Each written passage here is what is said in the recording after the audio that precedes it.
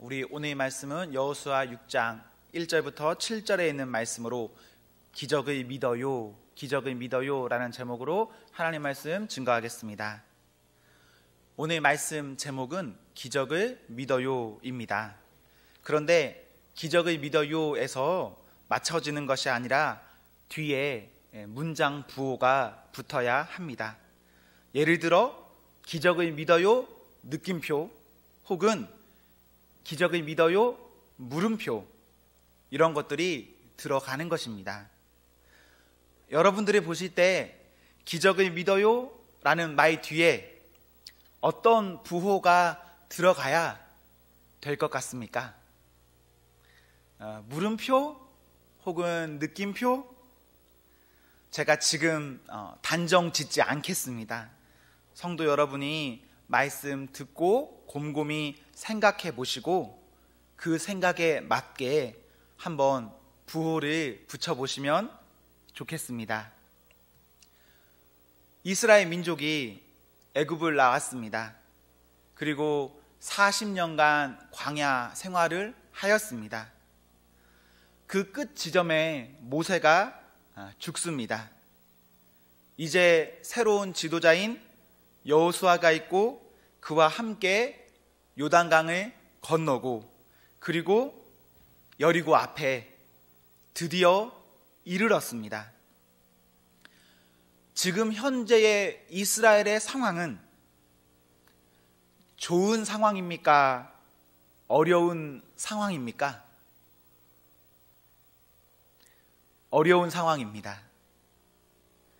왜냐하면 전능한 존재라 여겨질 만큼의 지도자인 모세가 죽었고, 여리고성은 2km 남짓 앞에 있고, 눈으로 보일 만큼의 가까운 거리에서 이스라엘은 40년 만에 첫 할례를 받고, 하늘 양식인 만나는 이제 여리고성 앞에서 그쳤습니다. 더욱이 오늘 본문을 보시면 이제 가서 차지할 땅인 여리고성을 점령할 방법이 이해되지가 않습니다. 터무니없죠. 이스라엘은 지금 어려운 상황이다. 이것이 지금 제가 성경을 보는 관점입니다. 그러나 어렵다 해서 그것이 나쁜 것인가? 라고 묻는다면 그것은 또 다른 문제입니다. 어렵다고 해서 어려운 것이 나쁜 것만은 아니겠죠? 어렵지만 문제를 풀 수 있다면 그 어려움은 나쁨이 아니라 오히려 좋음입니다. 그래서 저는 오늘 본문을 최종적으로는 어렵지만 좋음이 있다, 좋음이 있다라는 관점으로 봅니다. 문제를 풀 수 있다면 어렵지만 좋음이 있다라는 이 관점은 분명히 문제를 풀 수 있을 때에만 의미가 있는 말입니다. 그렇다면 지금 이스라엘은 문제를 풀 수 있다라는 어떤 근거, 어떤 확신이 있겠습니까?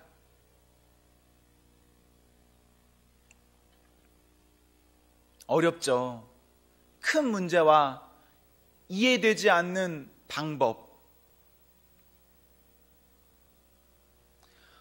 어떤 큰 문제 앞에 그 문제를 푸는 방법, 근거는 문제를 풀어본 경험입니다. 경험이 있으면 그것이 내 생각에 다 이해되어지지 않아도 설명이 필요가 없습니다.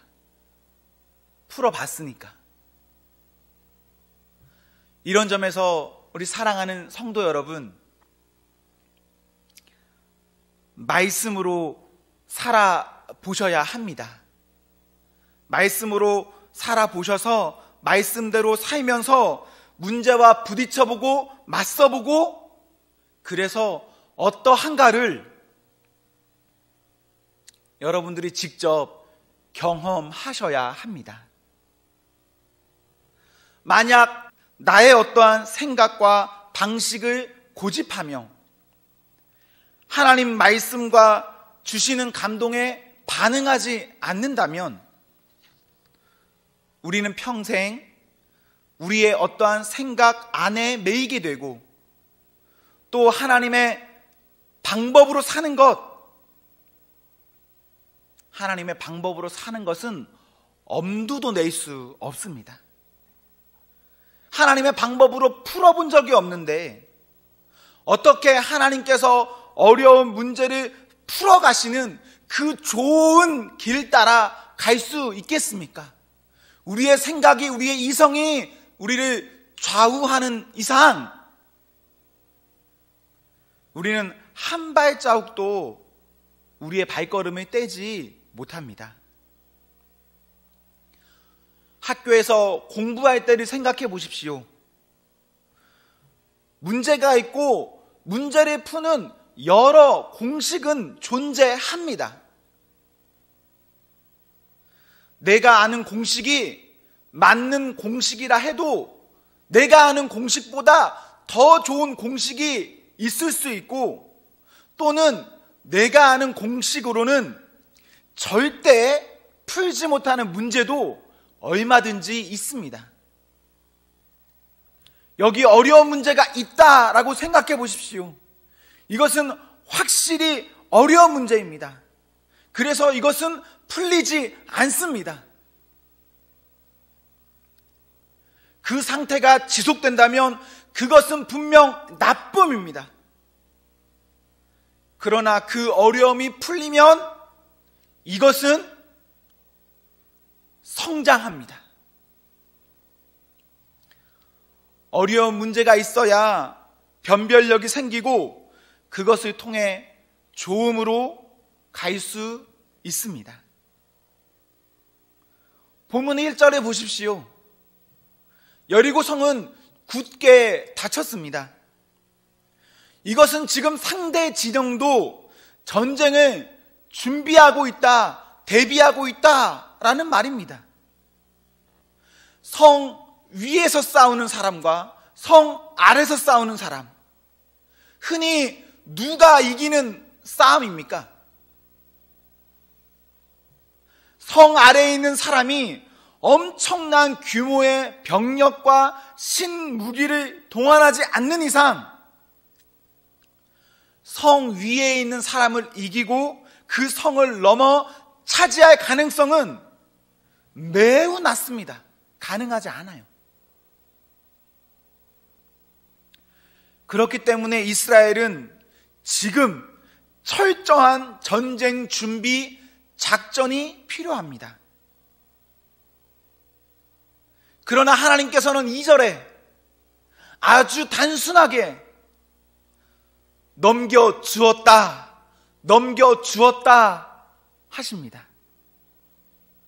그리고 이미 넘겨준 그 성을 향해서 3절에서 5절에 보시면 성 주위를 매일 한 바퀴씩 6일간 돌고 그 후 7일째 되는 날에는 성 주위를 7번 돌라 하십니다. 그렇게 7번 돌고 외치면 어떻게 됩니까? 성이 무너진다. 이해되십니까? 우리가 보기에 이해할 수 없는 방법입니다. 우리의 공식으로는 이것에 답이 없습니다. 그러나 이해할 수 없을 그때에 순종하면 그 안에 답이 있습니다. 이스라엘은 여리고라는 문제 앞에 말씀으로 순종했습니까? 순종하지 않았습니까? 순종했습니다. 순종함으로 하나님께서 어려운 문제를 풀어가시는 방법, 공식을 직접 확인해 보았습니다. 그것을 경험한 것입니다. 하나님으로 문제를 풀어본 사람은, 경험이 생기고 경험이 있는 사람은 순종할 수 없을 때 순종합니다. 문제를 풀어보지 못하는 사람이 이런저런 말 하는 것이지, 문제를 풀어본 사람은 단순하죠. 심플합니다. 복잡하게 말할 것 뭐 있겠습니까? 주님 말씀하셨고 말씀하신 것 들었다면 보았다면 아멘 하고 끝납니다. 그런 점에서 신앙에도 빈익빈 부익부가 존재합니다. 자기 자신과 주위를 살펴보십시오. 은혜를 아는, 은혜를 경험한 사람이 어떻습니까? 더 큰 은혜 가운데, 더 빈번한 은혜 가운데 거하며 감사하며 살아갑니다. 저희 모두가 말씀으로 그 문제를 풀기 시작해야 합니다. 혹시라도 우리가 깜빡 잊었습니까? 그렇다면 다시 한번 기억하십시오. 하나님 말씀하시던, 그리고 제가 아멘 하고 순종했던 그때를.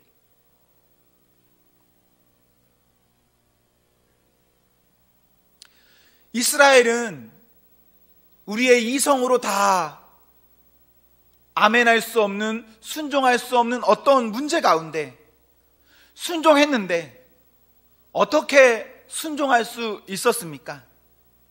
분명 그들에게도 그들의 방법, 그들의 공식이 있을 것이고, 사람의 생각으로는 순종하기 어려운 이들 앞에서 왜 지금 이 사람들은 순종했습니까? 이스라엘은 원래 그런 사람들이었습니까? 아니요. 이스라엘 그런 사람 아니었습니다. 이스라엘에게는 광야 40년의 시간이 있었습니다.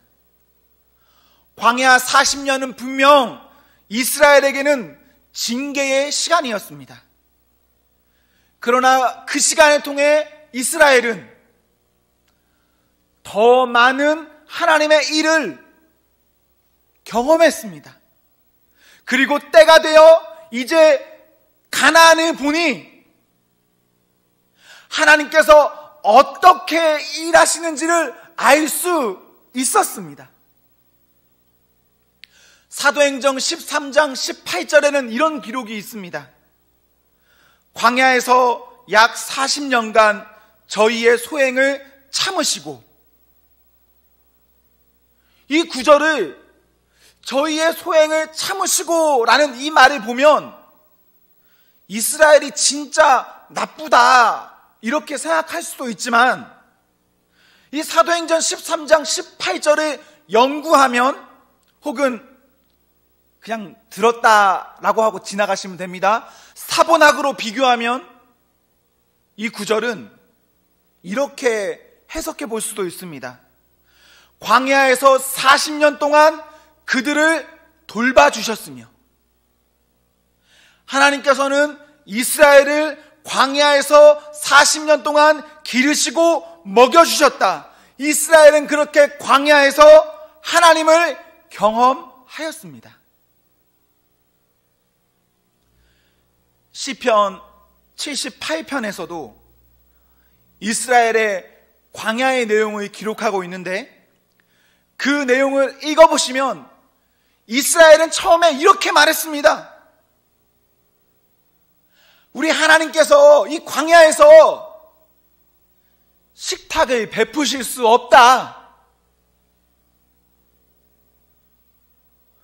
이스라엘이 이렇게 불평하는 것 맞는 말 아닙니까? 광야에서, 사막에서, 황무지에서 식탁을 베푸신다? 불가능하죠. 맞는 말입니다. 그런데 우리 하나님께서는 그때에 보란듯이 하늘문을 여시고 광야에서도 식탁을 제공해 주셨습니다. 시편 78편 52절에 그 하나님의 일들을 이렇게 기록하고 있습니다. 자기 백성은 양같이 인도하여 내시고 광야에서 양떼같이 지도하셨다. 자기 백성 양같이 인도하시고 지도하셨다. 우리 하나님께서, 우리 하나님, 우리 당신의 사랑하는 자녀의 선한 목자로 광야에서 기르셨습니다. 광야라고 해서 아무것도 살지 못하는 곳이 아닙니다. 광야라 해도 선한 목자가 함께하면 광야도 살 수 있습니다. 혹시 우리 선한 목자 되신 예수님을 조금 더 여러분이 묵상해 보기를 원하신다면 요한복음 10장을 보시면 너무 좋을 것 같습니다. 선한 목자가 무엇인가? 선한 목자는 자기 양을 보고 그 양을 압니다. 양떼가 있으면 양이 다 거기서 거기 갔죠. 그런데 양을 치는 좋은 목자는 지금도 자기 양을 보면 그 양이 내 양이다, 그 양이 누구 양이다, 이것을 압니다. 우리 예수님이 그렇게 사람도 아는 것을 우리 예수님 더 잘 아세요. 그리고 선한 목자는 자기 양을 위해서 자기의 목숨까지도 버립니다. 그리고 제가 선한 목자를 생각할 때 가장 감사한 것은 선한 목자는 양의 문이 되십니다. 양의 문. 선한 목자가 양의 문이 된다는 것은 양을 완전히 보호하신다라는 말입니다. 하나님께서는 광야라는 시간을 통해서 그의 사랑하는 백성을 치셨습니다. 먹이셨습니다. 그리고 그들이 때가 되어서 이제 하나님 말씀에 그 말씀을 경청하고 순종할 수 있게끔 하나님 가르치셨습니다. 이러한 광야를 경험한 이스라엘은 여호수아 2장 24절에 가나안을 이렇게 평가합니다. 진실로 여호와께서 그 땅을 우리에게 주셨으므로, 진실로 여호와께서 그 땅을 우리에게 주셨으므로. 이게 무슨 엄청난 고백인가 라고 생각할 수도 있겠지만 40년 전에 이스라엘은 가나안을 보면서 뭐라고 평가한지 아십니까? 민수기 13장에서 우리는 능히 올라가서 그 백성을 치지 못하리라. 그들은 우리보다 강하니라. 이렇게 말하면서 자기 스스로 우리는 메뚜기와 같습니다. 이렇게 고백했던 사람들이 이스라엘이었습니다. 그런데 광야를 경험한 광야 40년을 지난 이 사람들은 같은 땅을 바라보며 이것 하나님께서 주셨다라고 고백하게 됩니다. 이미 40년 전에도 이스라엘은 출애굽 때부터 홍해에 이르기까지 그 과정에서 사람들이 보기에 충분한 역사를 보았습니다. 보았음에도 믿지 않았습니다. 순종하지 않았습니다. 그래서 하나님께서는 조금 더 40년 동안 이스라엘을 키우셨습니다. 그들에게 오랜 시간과 사랑의 관심으로 그들을 먹이셨습니다. 그들이 성장하였을 때, 그들이 복받을 준비가 되었을 때, 그들이 가라 하면 가고 서라 하면 서게 됐을 그때에 하나님께서는 그들에게 요단을 건너게 하시고 그들에게 여리고를 보이셨습니다.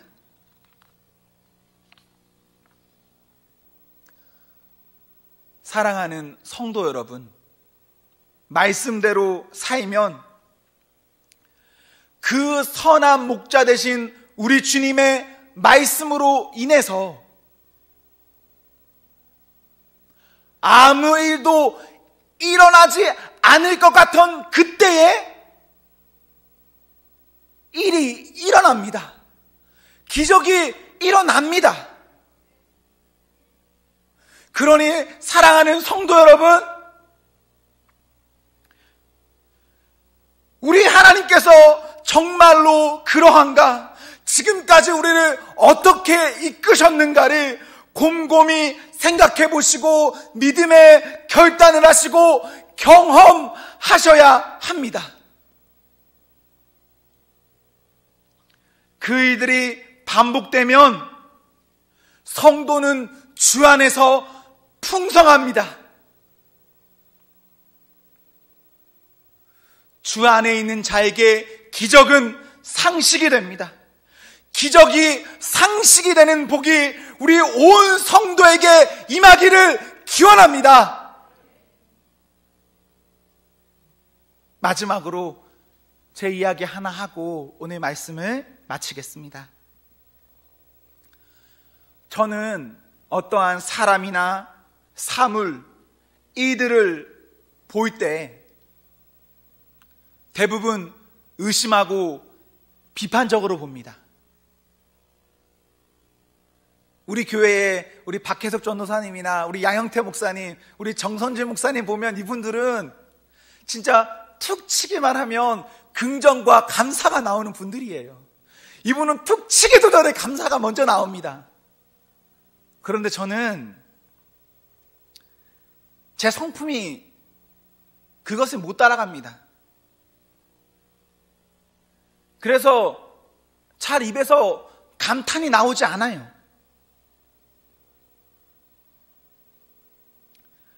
최근에 저에게 어떤 일이 있었습니다. 그 일을 해야 할까 말아야 할까 이 사이길에 있었습니다. 처음에 제가 그 일이 보면서 이게 가능한가? 괜히 이거 했다가 어려움만 겪지 않을까? 이런 두렵고 무서운 마음이 있었습니다. 여러분도 여러분들이 어떤 일을 한다고 생각해 보십시오. 당연히 그 일을 따져보고 생각하고 그 이후에 하지 않겠습니까? 가뜩이나 성격도 별로 좋지 않아서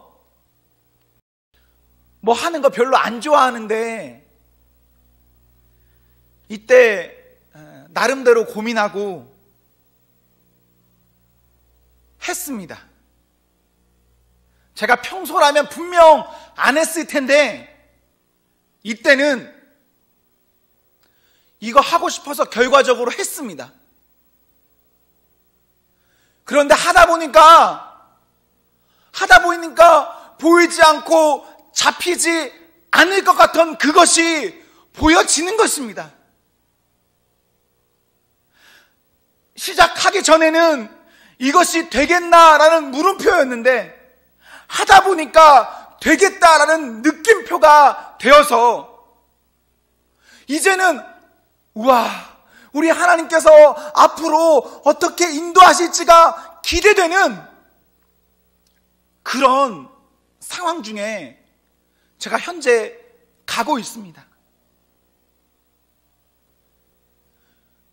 우리 사랑하는 온 성도 여러분, 우리 앞에는 어떠한 일, 많은 물음표와 부정이 있을 수 있습니다. 없을 수 없죠. 그런 일 있을 수 있습니다. 그러나 그때 우리가 말씀 안에서 기도하고 그 말씀해 주시는 평안 가운데 그 일에 가면 하나님 그 일 가운데 역사하십니다. 우리 하나님 시편 121편에서 졸지도 주무시지도 아니하신다 하셨는데, 그렇다면 하나님께서 그 자녀를 영원까지 지키신다는 그 약속만 믿고 가면 성도는 승리합니다. 성도에게 여리고는 정복됩니다. 저는 믿음 안에서 불가능이 없다라고 믿습니다. 여러분의 어떤 어려움이나 모든 상황 가운데 우리 주 예수 그리스도의 은혜를 붙잡으십시오. 믿으십시오.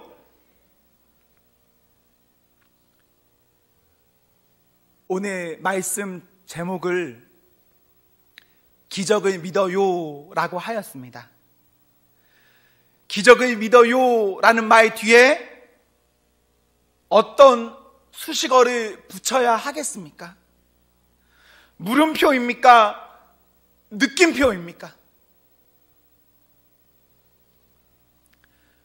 사랑하는 주님의 그 은혜로 인하여서 우리 모두의 삶 가운데 기적을 믿어요 뒤에 긍정의 감탄사가 가득한 온 성도가 되기를 기원합니다. 사랑하는 성도 여러분, 행복하십시오. 성령 충만하십시오. 아멘.